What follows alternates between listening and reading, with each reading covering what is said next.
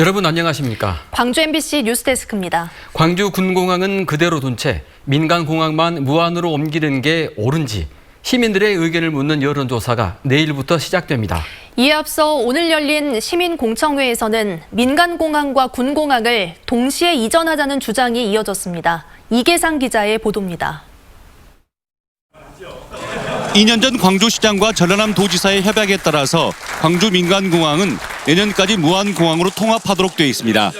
시도민 의견을 수렴하지 않고 시도지사가 전격적으로 결정한 터라 군공항 소음 피해 지역 주민들은 받아들일 수 없다며 줄곧 반대 입장을 분명히 해왔습니다. 전투비행장은 민간공항 이전 문제하고 떼놓아야 뗄 수가 없는 문제일 텐데 그럼 과연 민간공항 먼저 보내놓고 전투비행장을 어떻게 한다는 거냐. 민간공항과 군공항 이전 문제에 대한 시민공청회에서 전문가들은 두 공항을 동시에 이전해야 한다고 주장했습니다. 민간공항을 무안으로 옮기고 나면 군공항을 이전하는 일은 불가능한 과제가 될 것이라고 지적했습니다. 군공항이 이전되지 않는다면 결국에는 시민들만 불편할 이유는 절대 없다. 그래서 이런 것들을 분명히 말씀드리고요. 민간공항을 무안으로 통합하기 전에 이용객 불편을 최소화하기 위한 교통편 증설이 우선돼야 하고 광주 무안공항으로 명칭 변경도 추진돼야 한다는 주장도 나왔습니다. 수십 년 동안 광주 국제공항 브랜드를 가지고 있었는데 하루아침에 이게 없어져 버린 거예요. 이번 공청회에서 나온 의견은 다음 달 10일까지 진행되는 시민 여론조사에 참고가 될 것으로 전망되고 광주시민권익위원회는 여론조사형 공론화를 통해서 권고안을 만들어 광주시에 전달할 예정입니다. 하지만 광주시장과 전남지사가 시도 통합과 상생 해법을 찾고 있는 시점에 광주시민만의 여론조사가 적절한지 비판도 여전한 상황입니다. 시급한 내년의 과제 문제는 그대로 또 최선을 다해서 해결하고 그러면서 시도 통합 문제는 또 함께 천천히 논의하는 게 순서라고 생각이 되고요. 군공항 이전에 대해 광주시가 사실상 해법을 찾지 못한 가운데 이번 시민 여론조사가 섣불리 민간공항 이전부터 약속해버린 이용섭 시장의 정치적 부담을 덜어주기 위한 절차가 아닌지 우려하는 목소리도 커지고 있습니다. MBC 뉴스 이계상입니다. 더불어민주당 서삼석 의원과 송옥주 의원이 군공항 이전을 국방부가 주도하도록 하는 군공항 이전법 일부 개정안을 대표 발의했습니다. 개정안은 국방부 장관이 군공항 이전 기본 계획을 수립하는 것을 비롯해 주민의 의견 반영 절차를 강화하고 이전 지역의 지원 대책을 확대하는 내용을 담고 있습니다. 현행법상 군공항 이전은 소재지의 지자체장이 국방부 장관에게 건의하는 방식이어서 국가안보와 직결된 시설을 지자체의 의견 제시로 이전하는 것은 문제라는 지적을 받아왔습니다. 집중호우 이재민들을 위해 설치한 구례 임시주택이 부실 시공된 것으로 드러났습니다. 구례구는 지난 8월 수의 계약한 조립식 임시주택 50채가 시방서 내용과는 달리 규격 미달이나 저가 자재로 시공된 사실을 확인했다고 밝혔습니다. 건물의 뼈대 역할을 하는 철제 골조는 규격품이 아닌 일반 철판을 절단해 사용했고 주택을 감싼 벽체는 값싼 샌드위치 패널만 들어간 것으로 확인됐습니다. 코로나19를 퍼뜨린 매개로 박쥐가 지목되고 있죠. 지난 30년간 사람에게서로 발병한 질병의 75%가 야생동물로부터 왔다고 합니다. 야생동물의 질병을 전문적으로 연구하고 관리하는 국립기관이 광주에 문을 열었습니다. 우정훈 기자가 보도합니다. 지난해 돼지 38만 마리를 살처분하게 만든 아프리카 돼지열병. 지난 2014년부터 2년간 5천억여 원의 경제적 피해를 일으킨 조류독감. 세계보건기구에 따르면 지난 30년간 인간의 새로운 질병 중 75%가 야생동물로부터 왔지만 우리나라의 야생동물에서 비롯된 질병을 연구하는 전문기관은 없었습니다. 이런 필요성에 따라 기존 국립환경과학원에서 분리된 국립야생동물질병관리원이 광주에 문을 열었습니다. 야생동물 질병관리원은 돼지나 조류 등 감염병을 일으킨 사체를 분석해 추가 감염을 막고 코로나19 매개로 지목되는 박쥐 등 질병이 발생할 우려가 있는 동물들도 사전에 관리합니다. 야생동물 질병은 사람과 가축 질병의 시작점에 있습니다. 생태계 보호와 전파를 막기 위해 선제적 감시와 관리 강화가 필수적입니다. 문을 열기까지 우여곡절도 많았습니다. 환경부와 행정안전부 간 조직 정원과 구조를 결정하는 문제로 이견이 있었기 때문입니다. 이에 따라 지난 2018년 건물을 다 짓고도 2년이 지난 지금에서야 개원하게 됐습니다. 야생동물 질병관리원은 목표했던 것보단 적은 정원으로 출범했지만 개원의 의미를 두고 추후 조직 규모를 키워나간다는 계획입니다. 그 인력을 가지고 최대한 활용을 하고요. 그다음에 향후에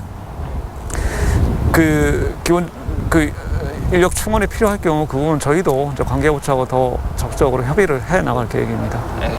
광주에 문을 열고 올해 말부턴 본격적인 연구를 진행하게 될 국립야생동물질병관리원. 야생동물 관련 질병에 대한 전문 연구를 통해 인수 공통 감염병을 막는 데 이바지할 수 있을지 주목됩니다. MBC 뉴스 우종은입니다.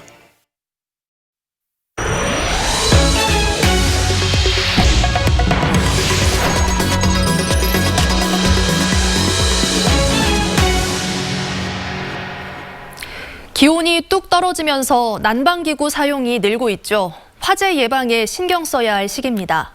오늘 무안에 있는 대형 돼지 사육장에서 큰 불이 나 돼지 2,000마리가 폐사했습니다. 김한수 기자가 취재했습니다. 들판 한가운데에서 새까만 연기 기둥이 솟구쳐 오릅니다. 소방 헬기가 물을 퍼부숴 보지만 연기는 쉽게 가라앉지 않습니다. 오늘 오전 10시 55분쯤 무안군 일로읍의 한 돼지 축사에서 화재가 발생했습니다. 소방당국이 헬기 2대와 소방차 20여 대를 투입해 1시간 만에 진화됐지만 축사 한 개동 980제곱미터가 모두 탔습니다. 매운가스가 이게 사람 살겠어요.